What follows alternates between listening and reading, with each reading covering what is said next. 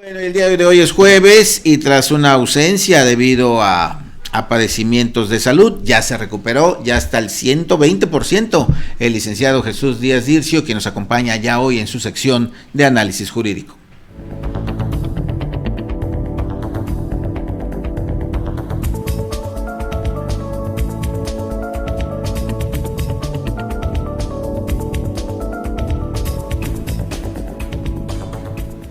Jesús Díaz, buenos días. Buenos días, Evaristo, buenos días, público. Sí, ya te ves remasterizado, sí, con mucha energía, qué bien que saliste de esta situación. Bueno, Jesús, pues bueno, ha pasado muchas cosas desde aquella última vez que nos vimos, y una de ellas importante, muy importante, porque se generó un gran escándalo, pero ya luego bajó y ya se olvidó. Fue este abuso policiaco, así considerado por las imágenes que se vieron en este video difundido por un ciudadano en Zacatepec. Esto fue a principios de este mes.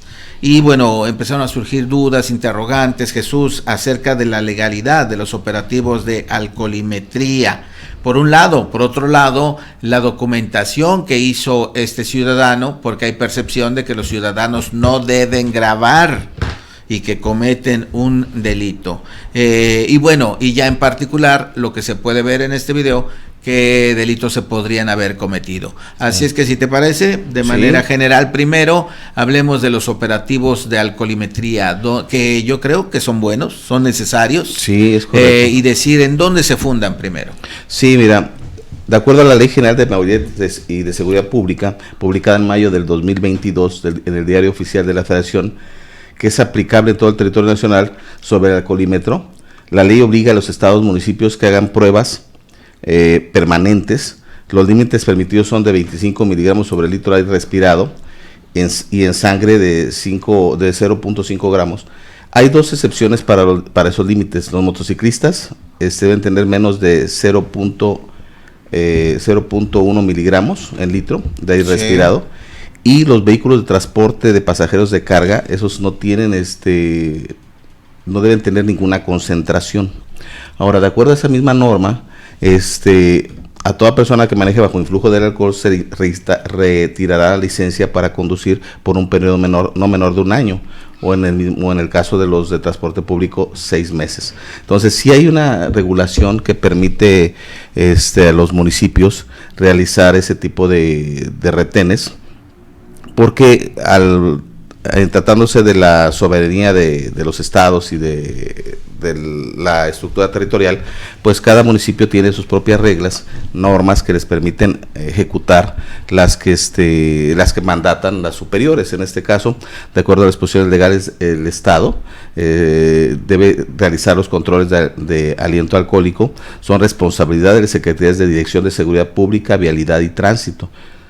En el caso en que quien tenga facultad para realizarlas, de acuerdo a la estructura municipal que se tenga, esa función la debe realizar de acuerdo a la ley que antes mencioné, la Ley General de Movilidad y Transporte, de Seguridad Pública Vial, que fue publicada en mayo del 2022. Entonces sí existe una reglamentación que permite que los municipios realicen esos retenes para poder verificar el estado de alcoholemia en el que se encuentran los conductores, y todo pues con la intención de prevenir cualquier accidente o daño que pudiera ocasionarse en la población. Entonces, por cuanto a esa parte, no existe una ilegalidad por cuanto al retén. Posiblemente. Ahí el ciudadano, perdón que te interrumpa, ahí el ciudadano debe acatar entonces, oiga, buenas noches, estamos realizando un operativo. Ahí el ciudadano no debe darse a la fuga, no debe oponerse, porque está fundamentado. Es correcto, ese tipo de retenes pues permiten que el control de alcoholemia pueda ser verificado a los conductores, que desde luego, partiendo de que son servidores públicos, deben tener o guardar respeto en cuanto al ejercicio de la función, no actuar de manera abusiva, ¿no? En ese caso particular pues se desató un problema que podría generarse en dos vertientes. Una es el hecho donde detienen, creo que a un sujeto estudiante que al parecer existe un sometimiento. Ahí está, mira. Inclusive la tolerancia de que otras personas que no sean autoridades lo agredan. Sí, entonces esa es una conducta que se deriva del hecho de la revisión.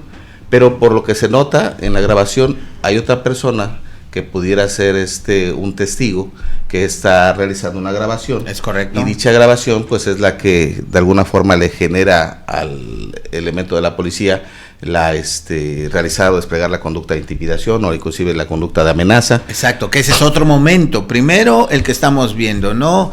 Aquí, Jesús, perdón, otra vez interrumpimos, porque lo que vemos es que el detenido, este joven, entendemos que era un joven estudiante del Tecnológico de Zacatepec, pues es bastante robusto.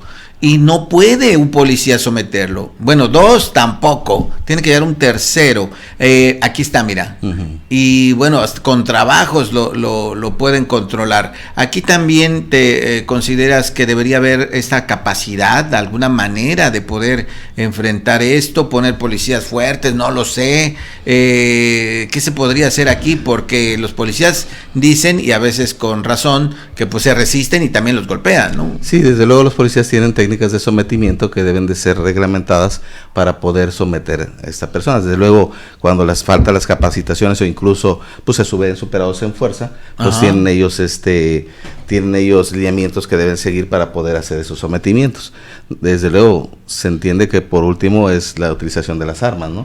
Porque ahí esta persona que se resiste al arresto, no está amenazando con claro, algo, con algún objeto, ¿no?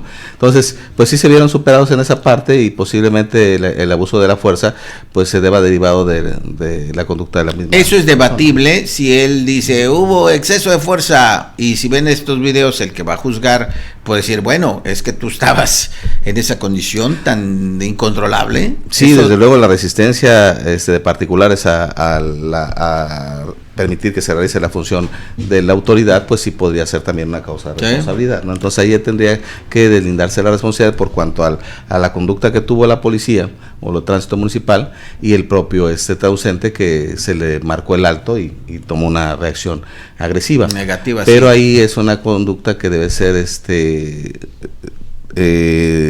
dirimida como quién es el responsable de esa acción, ¿no?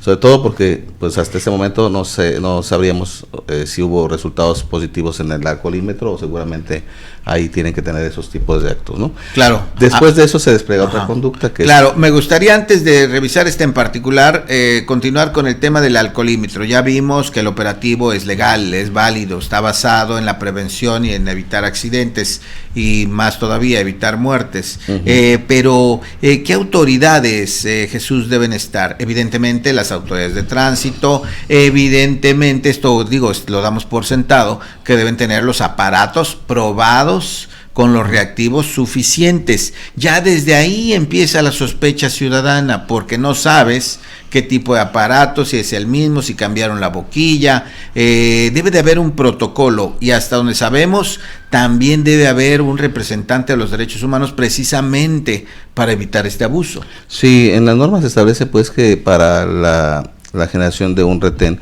pues puede haber varias figuras que pudieran estar presentes para salvaguardar los derechos humanos. Desde luego la ley le impone la responsabilidad a Seguridad Pública, Vialidad de Tránsito, que de acuerdo a la norma que te había comentado, es la responsable de llevar a cabo esos retenes. Sin embargo, con la finalidad de que estos sean transparentes y sobre todo que se hagan sobre la legalidad, existen otras normas como las de derechos humanos que colaboran en ese tipo de actividades con la finalidad de que no se violen los derechos o se violenten los derechos humanos. Sin embargo, también hay varios de los funcionarios que deben tener el nombramiento, sobre todo el director y las personas que intervienen en esas instrucciones, pues deben de estar fungiendo de acuerdo a la capacidad del nombramiento que se les ha otorgado. Entonces esta puede ser cuestionable cuando no están facultados para ello. Inclusive, por ejemplo, cuando de repente le llevan ante un juez cívico que no ha sido nombrado aún, o hay variación en sus nombramientos, y eso también implica que pueda ser una ilegalidad en el retén. Entonces, acreditando todos ellos que tienen la facultad para intervenir en ese tipo de retenes por el nombramiento que se les ha otorgado, pues eso implicaría que hubiera legalidad en el retén. Pero sí hay mecanismos de defensa, por lo que mencionabas del aparato de alcoholímetro, pues en caso de que no esté calibrado, podría la gente protestar al respecto, también pedir la identificación de las autoridades, con todo respeto, para verificar que sean las personas indicadas, más que ahora se dan retenes falsos. Entonces, ese tipo de circunstancias sí debe la ciudadanía tomar precaución, pero sobre todo no exponerse a un riesgo, ¿no? Posteriormente al hecho, pues puede demandar o puede iniciar algún procedimiento en contra de la autoridad de considerar que hubo ilegalidad, pues para eso podría acudir ante los tribunales a través del amparo, tratándose de que existiera una violación a los derechos humanos de las personas. Pero si se tratara de un acto consumado, como en este sentido ya se ha realizado, pues los mismos organismos municipales tienen un órgano de control que permite realizar una investigación y sancionar, independientemente de las penalidades que se le impongan por cometer delitos. Y es ahí donde comentaba que aquí pues se podía dirimir el hecho de que hubo una conducta delictiva a su vez, pues por el abuso de fuerza o el abuso de autoridad, tratándose de que permitieron la participación de ajenos al retén, ¿no? Claro. Porque los de las grúas parece ser que no tienen la representatividad. Entonces ahí sí se da una serie de hechos que debían ser investigados para ver la responsabilidad de cada una de las personas participantes. Porque finalmente, por lo que se entiende, hubo lesiones. Acá algo muy importante, pasando al siguiente punto, que es el testigo que llega. Exacto, es lo que vamos a preguntar, sí. Que lleva la grabación, pues la autoridad realiza una conducta de intimidación que podría ser sancionada como autoridad, incluso amenazas, ¿no? Tratándose de que trata de intimidar, de causarle un daño con esa arma, puesto que pues es lo que muestra, ¿no? Si finalmente no fuese un arma o si fuese una arma funcional, pero no deja de ser una intimidación el hecho de mostrarla con la intención de causar un daño. Entonces, el testigo, ahí en esos casos, pues es un delito que pudiera cometer cualquier persona, no precisamente las autoridades únicamente, pero requiere una sanción penal, ¿no? De 6 meses a 3 años de prisión. Pero cuando se trata de un testigo, víctima u ofendido, que en el caso pareciera que está tratando de intimidar a un testigo, la pena se puede incrementar. Entonces, son conductas que se tendrán que valorar de acuerdo o a la luz de las investigaciones que realice ya el Ministerio Público. Tratándose de víctimas, ofendidos o testigos, las denuncias pueden iniciarse de manera oficiosa. Por eso es que ahorita tanto Derechos Humanos como la Fiscalía ha actuado en el sentido de que hay normas que permiten que se inicien los trámites de denuncia sin la participación del ofendido, en razón de que se persiguen de oficio.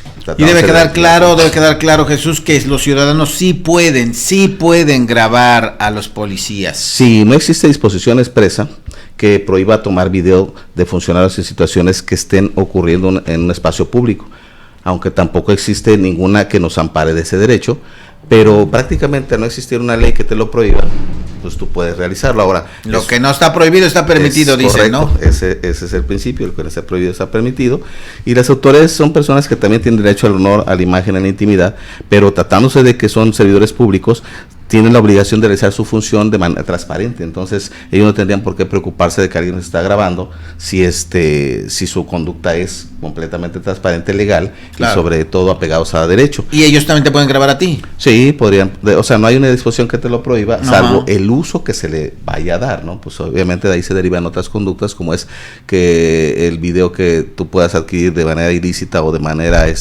ilícita porque no estés autorizado a te tomarlo, filtren ahí el video, ¿no? Y esto te exhiba en tu intimidad, ahí ya hay otro tipo de hipótesis que pudieran generar conductas delictivas por el uso que se le da al video, pero de momento es una forma que en la actualidad es recomendable a las personas asegurar elementos de prueba para cualquier denuncia que pudiera suceder, el que se pudiera grabar, el que se pudiera realizar alguna aseguramiento de pruebas. En este caso, pues el testigo es evidente que al ver ese hecho que está suscitando, trata de documentar científicamente, claro, ese hecho a través del teléfono celular. Actualmente no olvidemos que hay muchas cámaras en las calles, en diferentes lugares o puntos de la ciudad que permiten grabar los hechos y que cuando son captados por ellos, pues se convierten en pruebas. Entonces no existe ninguna disposición que impida esa circunstancia, y la ventaja del ciudadano pues es que al hacerlo se está asegurando también de que haya una prueba que lo excluya de una responsabilidad o incluso que le imputa una responsabilidad a alguien, porque pues en la actualidad todos los medios de prueba son útiles para llegar a esclarecer la verdad. Por último, Jesús, ya nos mencionaste varias de las posibles hipótesis de delitos que se han cometido en todo este operativo.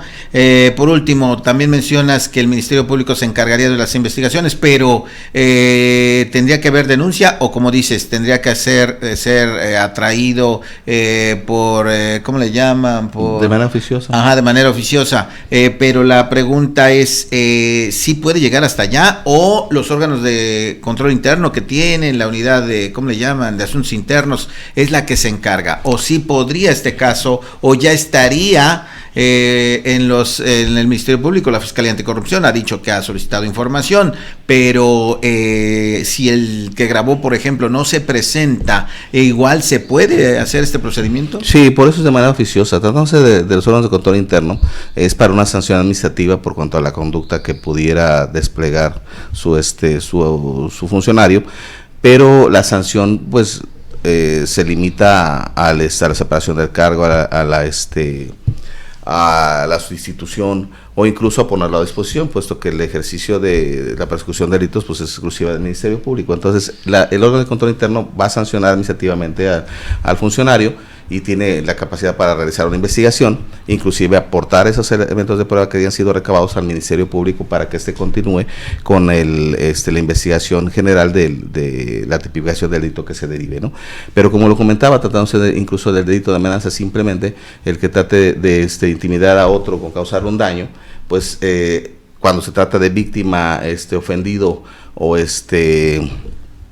ofendido, víctima o testigo, pues puede iniciarla de manera oficiosa. ¿Eso qué significa? Pues que cualquier dato que se le proporcione o que del cual se pueda enterar. Incluso el video. Incluso sí, el video. Ese es el principal. De cualquier dato que la autoridad tenga conocimiento de que se realizó un acto delictivo en esos términos de la amenaza, por ejemplo, podría iniciar una carpeta de investigación y con esos datos que le han llegado, indagar hasta llegar al punto de esclarecer la verdad si hubo o no un delito cometido, ¿no?